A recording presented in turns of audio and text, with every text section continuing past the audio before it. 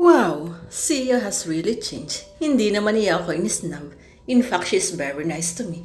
Pero hindi na talaga siya kagaya ng dati. Hindi na siya makulit at annoying. Hindi na rin siya maingay. Kahit na kapag magkasama sila ni Kyla. Madalas lalo na kapag kaming dalawa na lamang ang magkasama sa cafeteria, waiting for Kyla to arrive her classes. Nakatutok lamang siya sa binabasa niyang ebook at kung ano pa sa kanyang tablet. Usually naka-earplugs ang kanyang mga tenga. Probably listening to some sort of music. Tapos na ba ang klase mo? Tanong ko sa kanya. I'm sorry, what? Tinanggal niya ang earplugs niya. Ang sabi ko kung tapos na ba ang klase mo. No, I have one more subject. Yun lang at ibinalik na niyang muli ang earplugs sa kanyang tainga. Ang tipid na niyang magsalita. Kung tutuusin, mas mahaba na ngayon ang sagot niya. Kung minsan kasi, yes or no na lang talaga ang sagot niya. Kung minsan sure lang, o kaya ay bye. I know I am not supposed to be happy about that because that's exactly what I wish for. Kaya naman hindi ko rin maintindihan ng sarili ko kung bakit masyado akong bothered sa biglang pagbabago niya. I am hoping na dahil lamang ito sa naninibago lang ako. Pero posible rin kasing na guilty rin ako dahil sa pangit na pagtrato ko sa kanya. Only because she liked me. Hi Sia, pagbati ng isa sa mga varsity player ng basketball team namin sa university. Sa pagkakakilala ko, yung Travis Guerrero, ang medyo maangas na feeling gwapo na team captain ng aming basketball varsity team. Kaidaran din namin to. Graduating na this year. Oh, hi Travis. Tinanggal niyang muli ang earplugs niya bago tumingala sa matangkad na lalaking nakatayo sa gilid ng aming lamesa. Kunwari mahihiyain pa ang loko. Pwede ba kitang makausap? Ha? Sagot ni Sia. Tungkol naman saan? Sumulyap-sulyap pa sa akin ang kapre. Privately sana kung pwede. Para nag-isip muna si Sia. Saan naman? Doon lang naman sa kabilang table. Habang itinuturo nito ang medyo mas malayong table na natanaw pa rin naman. From where we're sitting now. Okay. Wait lang. Tinipo ni Sia ang kanyang mga gamit bago niya inilagay mo yun sa kanyang bag. Eric, pagbaling nito sa akin. Okay lang ba na maiwan muna kita? Parating na naman siguro si Kyla anytime. Like may difference kung sabihin kung okay o hindi okay. Hindi na ako nagsalita, bagkus ay tinanan ko na lamang siya. Nagpanggap na I don't really care at busy ako sa binabasa ko. I know I am not supposed to, pero hindi ko maintindihan ang sarili ko kung bakit tukso ko na sulyapan ng pasakreto kung anong ginagawa nila ni Travis sa kabilang mesa. They were talking face to face with a rectangular table in between them. Okay naman, wala namang kaiba sa kanilang mga kinikilos. Well, not until that Travis held Sia's right hand on the table. Wow, ang bilis niya ha. Mukhang ngayon lamang naman sila nakapag-usap ng solo ay dumadaos na siya kaagad. Matinik talaga. Kilala naman kasi ang Travis na to sa pagiging chick boy. Palibhasa popular, kaya't kahit sinong babae madali niyang makukuha. Kahit na hindi pa siya dumaan sa normal na panliligaw. Kadalasan siya pa ang hinahabol. Lalo na ng mga babaeng gusto rin si Mikat. Yung mga babaeng tinatawag nilang fame whore. Yung mga sumasabit sa kanya para lang masabi na popular din sila.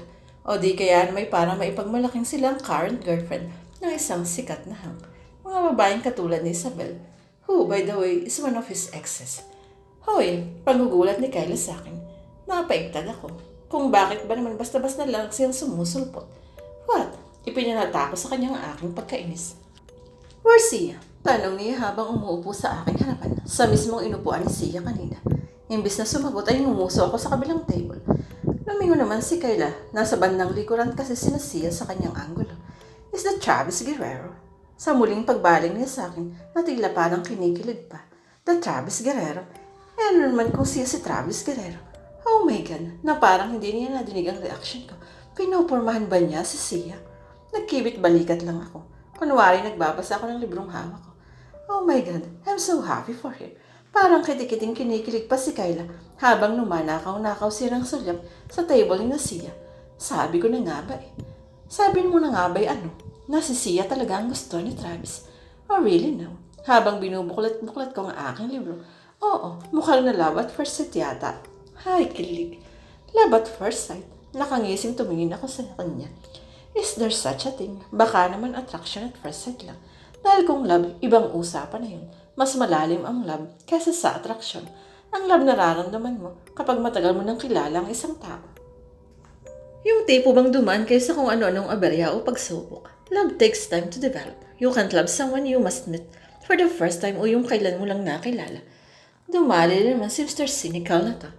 Sige, possible nga siguro ang attraction at first sight lang ang naramdaman nun ni Travis kay Sia.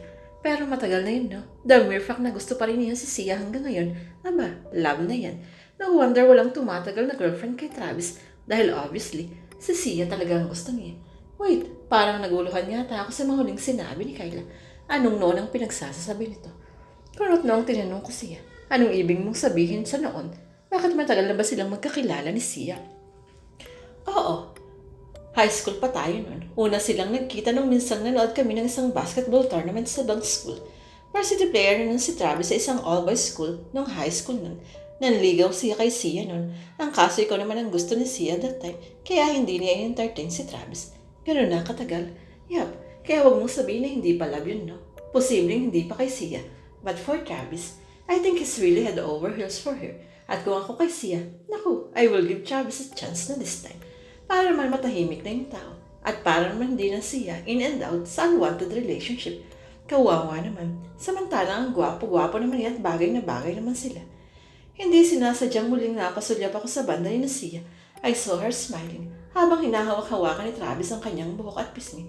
Alam kong dapat wala lang sa akin to.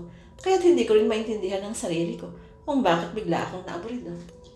The hell you care, Eric, the hell you care. Paulit-ulit na sinabi ko sa sarili ko. Tatanoyin lang means nothing to you. Patuloy na pagkumbinsi ko sa aking utak. Good riddance. Someone is taking her away. She won't annoy you ever again. I can't believe I am actually talking myself out of it. Hoy, okay ka lang ba? Si Kyla pa rin.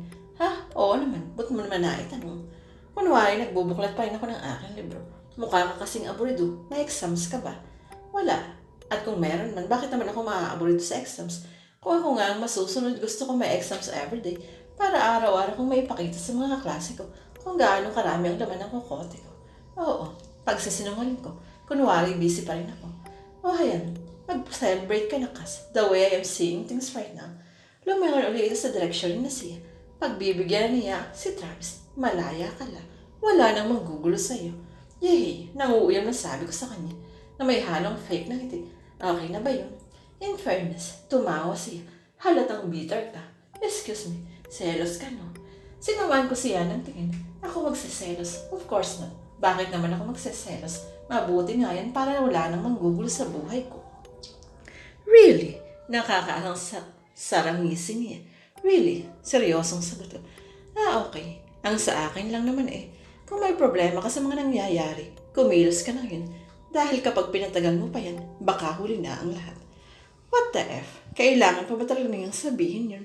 Some days I really hate Kyla. And sure thing, this is one of those days.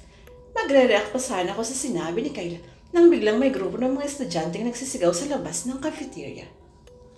Ang mga estudyante ay natural na usosero. Kaya syempre normal na sa kanila ang tila natataranta at nagkakagulong pagsungod ng mga bintana at pintuan para lamang tingnan kung ano-ano ang nangyayari sa kapaligiran.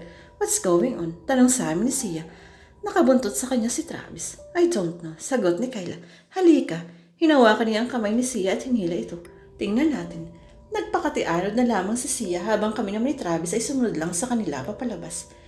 Nagulat ako sa dami ng estudyanteng nasa field. Ang mga nasa bandang malayo tila nakatingala sa pinakamataas na building ng eskwelahan. Lumapit kami para malaman kung ano ang tinitingnan nila sa itaat. It was J. de la Merced, yung lalaking tinutukoy nilang nawala ng ilang araw. At pagkatapos ay nakitang muli na nag-iba na raw ang itsura at ikinilos. Nakatayo ito sa rooftop ng pinakamataas na gulasari sa buong university. Nakatungtong ito sa pinaka-edge na parabang tatalo na lamang siya anytime. Iniikot ko ang aking paningin. Nagsilabasan na rin ng mga tag-admin at security. Hawak ng head ng security department ang isang megaphone. Ginagamit niya ito para tawagan si Jay para pakiusapan ito na bumaba na. Pero tila nakatulala lamang si Jay. Nakatingin ito sa malayo na parang bang wala siyang naririnig na kahit ano. Tila hindi na inialintanan na nasa bingit na siya ng panganib. Halos lunurin na ng bulong-bulungan ang buong eskwelahan, lalo pat mukhang ang lahat ng mga estudyante at professor at mga nasa labas para saksihan ang nagbabadyang pagtalo ni Jay sa mataas na building na yun. Kasanong nangyayari kay Jay? Medyo nanginginig na tanong sa akin ni Kyla. Nakaya po siya sa aking braso. Hindi ako nagsalita.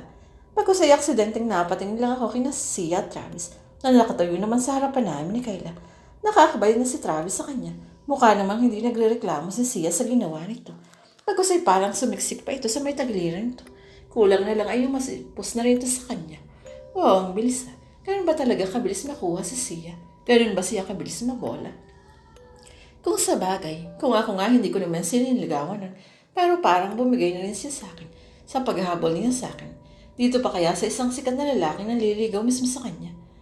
Nasa gitna ako ng pagtitig sa kanila nang makarinig ako ng sigaw at tunog na parang may lumagapak sa semento. J. de la Merced jumped off from the rooftop of a 10-story building. Bumagsak itong nauna ang ulo, kaya naman tila halos mabakli na ang leg niya. Nang makita namin siyang nakahandusay sa harapan ng building, nagkalat ang kanyang dugo. Halos masok na rin si Kyla nang matanaw niyang tumalsik din pala sa di kalayon ang bangkay ni Jay ang bahagi ng utak nito. Oh my G, impit na sambit ni Sia. Sumubsob ito sa dibdib ni Travis habang ang lokong opportunista naman ay tila feel siyang